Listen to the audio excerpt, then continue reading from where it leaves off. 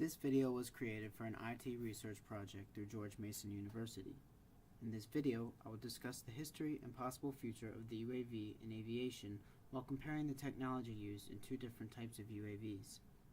Beginning in the early 1990s, the United States military has been using unmanned aircraft or aerial vehicles, or a UAV.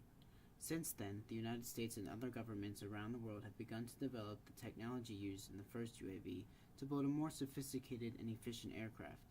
Today, the UAV can be flown remotely by a pilot many miles away, or the UAV can be flown autonomously with programmed flight controls.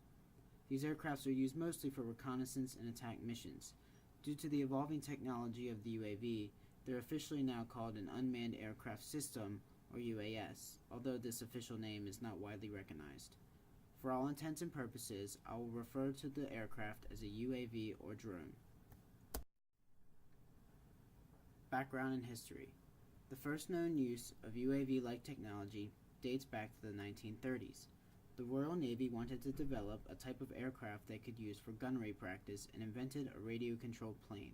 They built nearly 400, and although it is disputed, it is believed that the United States used this technology to build their own radio-controlled aircraft shortly thereafter.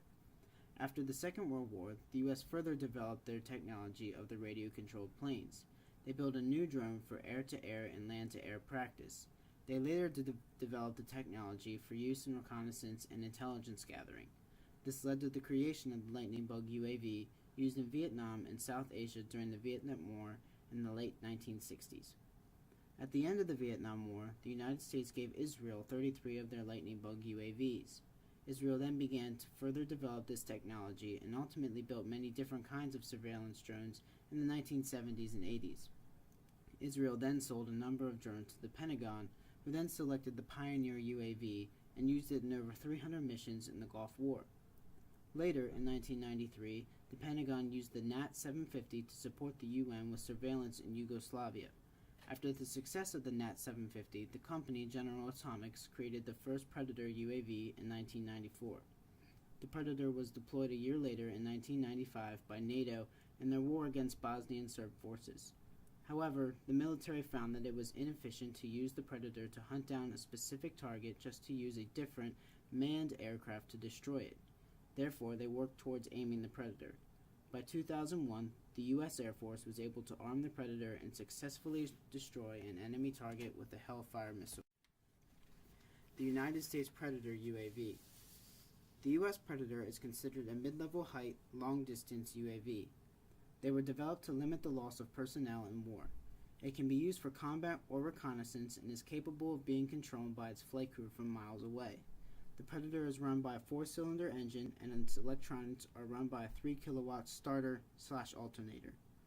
It also has two 8-pound batteries for backup power. The vehicle stands 6.9 feet tall, has a length of 27 feet, and a wingspan of 48.7 feet. All Predators are built with a synthetic aperture radar, or SAR, antenna, a GPS, a Ku-band satellite communications antenna, a video cassette recorder, an APX-100 identification friend or foe transponder, and an infrared laser. The Predator is flown from a crew that consists of one pilot and 2 sensory operators.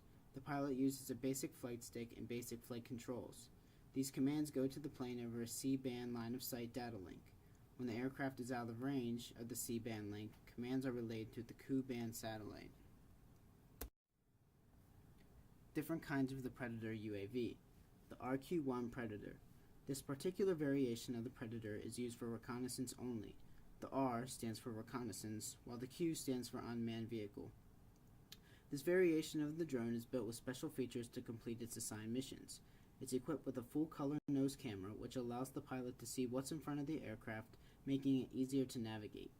It's also equipped with 2 variable aperture cameras, one that works like a TV camera creating the eyes of the drone, and the other that is infrared, allowing the operator to see in low lighting or use night vision. The RQ-1 is also built with a SAR, which allows it to see through fog, clouds, and smoke. The specific UAV variation is able to send real-time images back to its crew, who are then able to forward that information to command posts, allowing decisions to be made quicker while also saving American lives. The MQ-1 Predator. This variation of the Predator is used in combat setting rather than for reconnaissance. The M stands for multi-purpose aircraft. This is because once the RQ-1 is modified with Hellfire missiles and targeting systems, it can be used for multiple purposes. After modifications, the MQ-1 is equipped with the Multi-Spectral Targeting System, MTS. The MTS is able to calculate wind speed and the direction of the aircraft. Essentially, the cameras that were not necessary were replaced by the MTS. The MQ-1 is then loaded with 2 Hellfire missiles and given an AGM-11-4 targeting system and an electro-optical infrared system. The targeting system includes a laser designator and a laser illuminator, all of which give the operators multiple ways of acquiring a target. The Predator shoots a laser from the MTS at the nose of the aircraft, and that laser pulses once on target. Attracting the laser seekers on the missiles, or the laser sends messages to the onboard computer and makes adjustments to the missile trajectory. The United States Fire Scout UAV. Developed by the company Northrop Grumman in 2002, the first Fire Scout UAV operated by the U.S. Navy was called the Navy RQ-8A Fire Scout. It is able to autonomously take off from a warship with aviation capabilities. Unlike other UAVs, this was the first of its kind, due to the fact that it was built like a helicopter. For this reason, it was given the title of a Vertical Takeoff and Landing Tactical Unmanned Aerial Vehicle, or VTUAV. It was built for reconnaissance and information gathering by the Navy. The RQ-8A Fire Scout was further developed by the Army to create the MQ-8B Fire Scout. It stands only 2.9 meters tall, about 7 meters in length, with 8.4 meter rotor blades, weighing about 1,428.8 kilograms, and can carry up to 272 kilograms. The MQ-8B Fire Scout is equipped with an electro-optical infrared sensor, or ERIR, moving targeting sensor, communications relay package, and a training sensor used to detect mines and chemical radiological spikes. It is also equipped with what Northrop Grumman calls the Airborne Surveillance and Targeting Acquisition Minefield Detection System, or ASTAMIDS. This program is used for day or night reconnaissance and minefield detection. The MQ-8B carries a multispectral imaging system, and its sensors are able to detect obstacles, combat vehicles and targets, and is even able to detect camouflage targets. Because it is a multi-purpose vehicle, the MQ-8B is able to be equipped with a variation of weapons. Like the Predator UAV, the Fire Scout is able to be equipped with laser-guided Hellfire missiles. It is also able to be equipped with Hydra rockets or the Northrop Grumman Viper Strike munitions, which use a GPS system for guidance. The future of UAV technology. In the first week of February 2015, the United States Air Force ordered 24 Reaper UAVs from General Atomics. This deal is worth $279.1 million.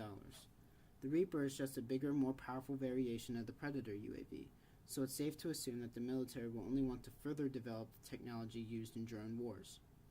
UAV technology is also being used in civilian and commercial ways.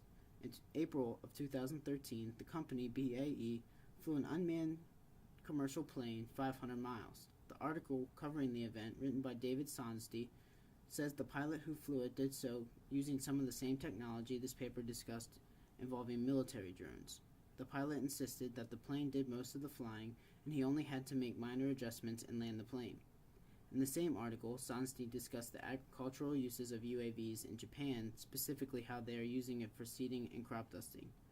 This proves that there are plenty of ways that UAV technology can be used and will be used in the future, as researchers and developers are still creating ways to make the aircraft more efficient and autonomous. As this video draws to an end, I'd like to point out that UAV technology is something that society seems to adapted to and accepted as part of life. It began in the 1930s and 40s and has since evolved into technology that far surpasses its original use of target practice. Today, the UAV technology is used in military for covert operations of surveillance and intelligence gathering or used in combat situations. UAV technology has also been implemented for civilian use. It can be seen in Japan being used for agricultural uses and even used to fly large-scale commercial planes for 500 miles. With these developments and the evolution of the technology, it is hard to imagine the possibilities that could come from UAV technology and advances. For more information on the UAV technology, please look to the rest of this paper that I have posted this video to, and for even more information, look to the links that I have posted at the end of the paper. Thank you for listening.